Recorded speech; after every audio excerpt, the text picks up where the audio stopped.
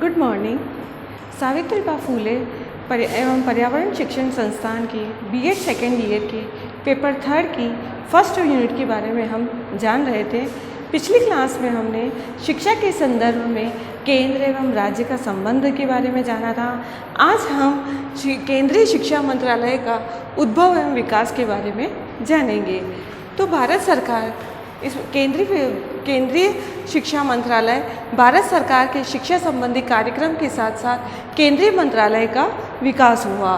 तो फिर सन 1901 में सर्वप्रथम लॉर्ड कर्जन ने मुख्य शिक्षा निदेशक की नियुक्ति की और यह शिक्षा मंत्रालय का प्रथम स्वरूप था, क्योंकि केंद्र से ही शिक्षा की सारी नीतियाँ डेवलप होती थी।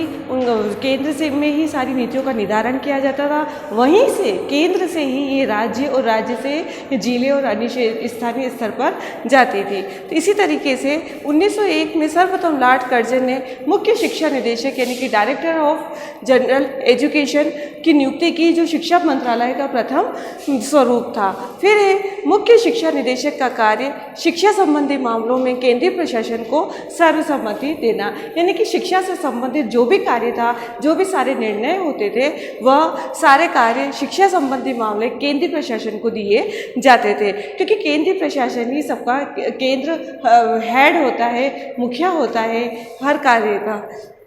फिर सन 1910 में शिक्षा संबंधी कार्य बढ़ जाने के कारण शिक्षा विभाग की स्थापना की कि जैसे जैसे समय बीतता गया, 8-10 साल हो गए, तो फिर शिक्षा संबंधी कार्य बढ़ते गए, सभी शिक्षा की तरफ सभी लोगों का रुझान बढ़ता गया। तब 1910 में शिक्षा संबंधी कार्य बढ़ जाने के कारण एक अलग शिक्षा विभाग की स्थापना की गई। फिर सन 1923 में शिक्षा विभाग को हटाकर स्वास्थ्य तथा भूमि विभाग में मिला दिया गया, क्योंकि शिक्षा का कार्य बहुत ज़्यादा होने लगा, तो इससे उसको तो हटा दिया गया और स्वास्थ्य तथा भूमि विभाग में मिला दिया गया। फिर सन 1945 में मुस्लिम लीग के प्रतिनिधियों को केंद्रीय मंत्रिमंडल में शामिल किया गया एवं शिक्षा विभाग को अलग स्वतंत्र विभाग दिया गया। अब धीरे धीरे शिक्षा का रुझान इतना बढ़ गया, शिक्षा का स्तर इतना ऊंचा बढ़ता गया कि मुस्लिम लीग भी शिक्षा के प्रति आश्वस्त होने लगे, शिक्षा के प्रति वो बढ़ने लगे। तो उन्होंने मुस्लिम लीग के प्रतिनिधियों ने भी यह केंद्रीय मंत्रिमंडल में शामिल होने के लिए प्रस्ताव रखा और उनको शामिल किया गया। तब पश्चात शिक्षा विभाग को एक अलग स्वतंत्र विभाग दिया गया। फिर स्वतंत्रता प्राप्ति के पश्चात 1947 में शिक्षा विभाग पूर्ण रूप से स्वतंत्र होकर कार्य करने लगा, क्योंकि पहले तो स्वतंत्रता से पूर्व तो शिक्षा विभाग पर कई तरीके के प्रतिबंध थे, कई तरीके के जनरल अफसर थे, कई तरीके की अंग्रेजी मिशनरियों का प्रभुत्व था। तो धीरे धीरे स्वतंत्रता प्राप्ति के पश्चात जैसे भारत आज़ाद हुआ, तो 1947 के बाद शिक्षा विभाग भी अपना स्वतंत्र कार्य करने लगा, स्वतंत्र रूप से अपना शिक्षा से संबंधित सारे कार्य पूर्ण रूप से निभाने लगे। फिर 1951 में प्रथम पंचवर्षीय योजना प्रारंभ हुई। प्रथम पंचवर्षीय योजना में यह हर 5 साल में ये योजना बनाई जाती है, जिसमें सारा आय व्यय का ब्यौरा देखा जाता है कि कैसे शिक्षा के प्रति क्या खर्च किया जाता है।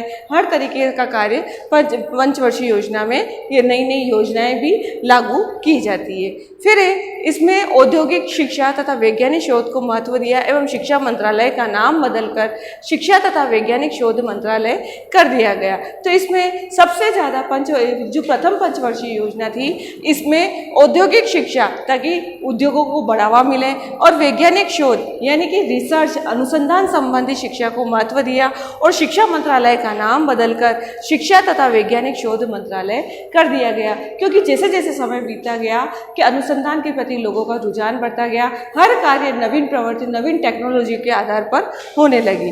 फिर सन 1957 में इसके अधीन 3 विभाग कार्य करते थे। फर्स्ट है शिक्षा विभाग, सेकंड है शारीरिक शिक्षा एवं संस्कृति शिक्षा और थर्ड है औद्योगिक शिक्षा तथा वैज्ञानिक शोध विभाग। फिर धीरे धीरे सन 1958 में शिक्षा मंत्रालय के 2 विभाग बन गए, एक था शिक्षा मंत्रालय और दूसरा था वैज्ञानिक शोध या सांस्कृतिक शिक्षा। इस तरीके से केंद्रीय शिक्षा मंत्रालय का उद्भव और विकास हुआ। उसके बाद केंद्रीय शिक्षा मंत्रालय का संगठन किया गया। संगठन में केंद्रीय शिक्षा मंत्रालय में सबसे प्रथम अधिकारी होता है वो शिक्षा मंत्री होता है। तो शिक्षा मंत्री के अधीन शिक्षा सचिव होता है, जो प्रशासनिक अधिकारी भी कहलाता है। कि जिस तरीके से आपने देखा होगा कि घर परिवार में जब पिता ही परिवार का मुखिया होता है और पिता के बाद जो माता होती है वो घर का सारा कार्यभार देखती है। घर में उस बच्चे क्या कर रहे हैं, बड़े बुजुर्ग क्या कर रहे हैं, किसको क्या चाहिए, किसको क्या नहीं चाहिए, कौन कहाँ जा रहा है, किसको क्या खाना है, ये सारी व्यवस्था, ये सारा ये कि जिस तरीके से परिवार में माता का होता है, उसी तरीके से शिक्षा केंद्रीय शिक्षा मंत्रालय में ये सारा कार्य शिक्षा संबंधी शिक्षा सचिव कार्य करता है और शिक्षा मंत्री मेन मुखिया होता है।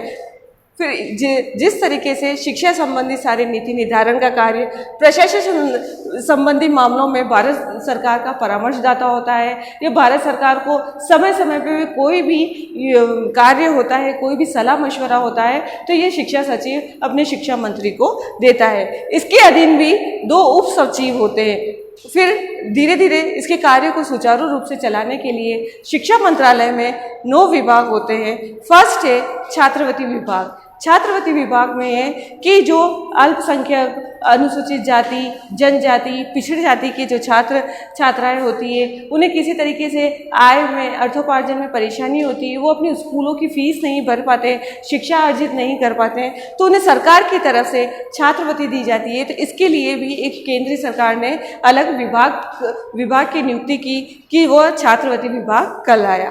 फिर है प्रशासनात्मक विभाग। प्रशासनात्मक विभाग यानी कि शिक्षा से संबंधित जो भी ऑफिशियली कार्य हो, जो भी कार्यालय संबंधी कार्य हो, वो सारा कार्य प्रशासनात्मक विभाग में आता है। क्योंकि अगर विद्यालय में कुछ भी कराना हो, कुछ भी नया टेंडर पास कराना हो, विद्यालय में कुछ मरम्मत करानी हो, विद्यालय में कुछ नया सामान लाना हो, इन सारी आवश्यकताओं की पूर्ति के लिए, इन सभी चीज़ों की पूर्ति के लिए पूरा एक ब्यौरा तैयार किया जाता है, पूरे फाइल तैयार की जाती है। ये सारी फाइल प्रशासन के विभाग में जाती है। ये धीरे धीरे पहले तो स्थानीय स्तर से राज्य स्तर पे जाती है और राज्य स्तर से केंद्रीय स्तर पर जाती है। ऐसे इस तरीके से प्रशासनात्मक विभाग होता है जिसके अधीन भी बहुत सारे स्तर होते हैं। फिर प्रारंभिक तथा बुनियादी शिक्षा विभाग। प्रारंभिक तथा बुनियादी शिक्षा विभाग में, इस विभाग में जो प्राइमरी सेक्शन के बच्चे होते हैं उनके लिए शिक्षा संबंधी जो भी प्रॉब्लम्स होती है उनका समाधान किया जाता है। उनके लिए नई नई नीतियाँ लागू की जाती है कि किस तरह शिक्षा का रुझान हो, बच्चों में किस तरीके से नई नई टेक्नोलॉजी को यूज़ किया जाए। ये सभी छोटे बच्चों के लिए किंडरगार्टन विधि, खेल विधि, ये सारी चीज़ें प्रारंभिक एवं बुनियादी शिक्षा विभाग में नई नई योजनाएं बनाई जाती है। इस विभाग के अधिकारी ये सारी बैठ के करते हैं और नई नई कार्यों के बारे में, नई नई बातों के बारे में जानकारी लेते हैं।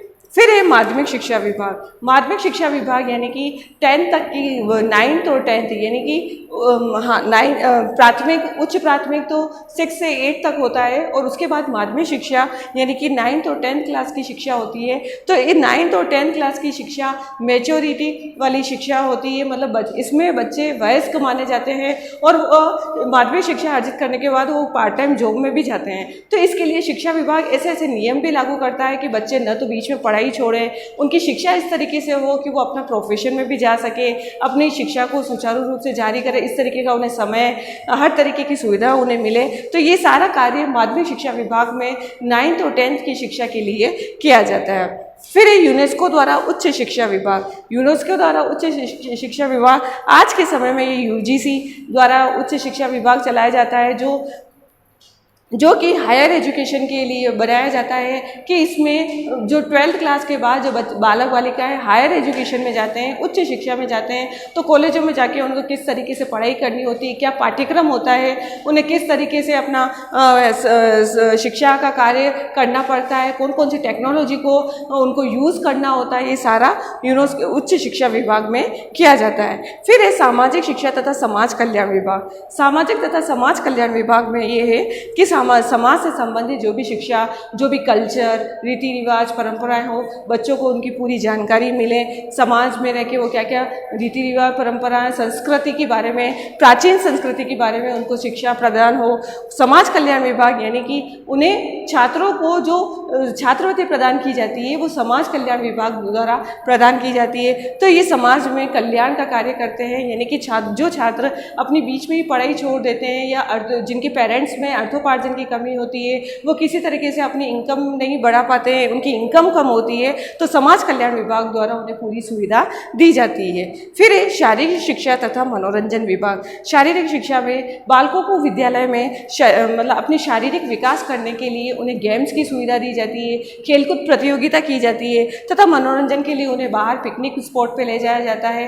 तो ये सारी सुविधाएं, इन सभी चीज़ों का, खेलकूद व्यवस्था का, मनोरंजन के लिए पिकनिक स्पॉट का, ये सारा जो खर्चा आय का जो साधन होता है, ये सभी विभाग द्वारा सब किया जाता है कि स्कूल इन स्कूल विद्यालयों को इन विभागों द्वारा पैसा दिया जाता है। ये विभाग इनको सभी तरीके का आय का प्रोत्साहित आय के लिए प्रोत्साहित करते हैं, तभी इनको ये सारी सुविधाएं भारत सरकार द्वारा दी जाती है। फिर है हिंदी विभाग। क्या आज हमारे समाज में, आज हमारे भारत देश में हिंदी की बहुत मान्यता है, हिंदी हमारी राष्ट्रभाषा मानी जाती है, तो इसके लिए एक अलग विभाग बनाया गया है, हिंदी विभाग। तो इसके बच्चों को अंग्रेजी शिक्षा के साथ साथ आज के पाश्चात्य युग में अंग्रेजी शिक्षा का बहुत बोलबाला हो गया है, अंग्रेजी शिक्षा का वर्चस्व बहुत ज़्यादा बढ़ता गया है, लेकिन हिंदी का होना भी अति आवश्यक है, क्योंकि मुदालियर आयोग ने भी जो 1952-53 में बनी थी, तो आयोग बना था, तो उसने भी हिंदी भाषा को त्रिभाषा सूत्र में रखा था कि हिंदी बच्चों को हिंदी, अंग्रेजी, संस्कृत, ये तीनों भाषा आनी अति आवश्यक है, ताकि ये बाहर जाकर भी अपनी शिक्षा का कार्य व्यवस्थित रूप से कर सके, उन्हें किसी तरीके से परेशानी न हो। तो बच्चों को अंग्रेजी भाषा समझने में वो थोड़ी कठिनाई हो, लेकिन हिंदी उन्हें अच्छे से आनी चाहिए। फिर है इसके लिए एक अलग विभाग नियुक्त किया, जिन्होंने इस विभाग ने अपनी पाठ्य पुस्तकों का संपादन किया, प्रकाशन किया, नई नई लेखकों की अच्छे प्रसारित लेखकों की पुस्तकों का निर्माण किया, उनको प्रकाशन करवाया, ताकि बच्चे उन पुस्तकों का अध्ययन कर सके और अपना शिक्षा का कार्य अच्छे से अच्छा कर सके। फिर है शोध तथा प्रकाशन विभाग। शोध तथा प्रकाशन विभाग यानी कि ये रिसर्च से संबंधित कोई भी कार्य हो तो ये शोध विभाग में होता है, और कोई भी पुस्तक अपने स्वयं द्वारा लिखी हुई हो या किसी अच्छे प्रतिष्ठित लेखक के द्वारा लिखी हुई, तो उनका प्रकाशन इस विभाग द्वारा किया जाता है। तो ये शोध तथा प्रकाशन विभाग कहलाता है। तो इस तरीके से केंद्रीय शिक्षा मंत्रालय के संगठन में इस कार्य को चलाने के लिए शिक्षा मंत्रालय ने 9 विभाग बनाए, जो आपने इनके बारे में जाना। अब हम नेक्स्ट क्लास में केंद्र सरकार के बारे में और अच्छे से जानेंगे। Thank you.